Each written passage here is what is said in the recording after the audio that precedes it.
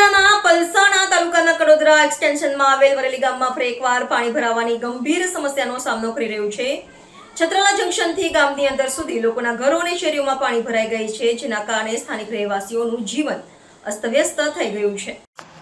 સુરત જિલ્લાના પલસાણા તાલુકાના કડોદરા એક્સટેન્શનમાં આવેલું વરેલી ગામ ફરી એકવાર પાણી ભરાવાની ગંભીર સમસ્યાનો સામનો કરી રહ્યું છે. છત્રાલા જંકશનથી ગામની અંદર સુધી લોકોના ઘરો અને શેરીઓમાં પણ પાણી ભરાઈ ગયા છે, જેના કારણે સ્થાનિક રહેવાસીઓનું જીવન અસ્તવ્યસ્ત થઈ ગયું છે. ખાસ કરીને Gita Govind society block number 4ના રહેવાસીઓને પાણી ભરાવાના કારણે ભારે નુકસાન થઈ રહ્યું છે. ઘણા પરિવારોને તેમના બાળકો સાથે સલામત સ્થળોએ સ્થળાંતર કરવાની પણ ફરજ પડી છે.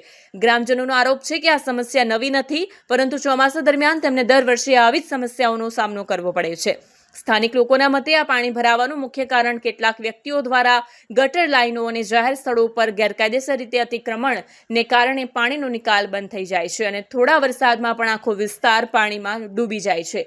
ગ્રામજનોનું કહેવું છે કે તેમણે આ ગંભીર સમસ્યા અંગે એસયુડીએન અને પંચાયતમાં અનેક વખત ફરિયાદો પણ કરી છે, જો કે આજ સુધી આ ફરિયાદો પર કોઈ સુનાવણી થઈ નથી અને આ સમસ્યાનો કોઈ કાયમી ઉકેલ આવ્યો નથી.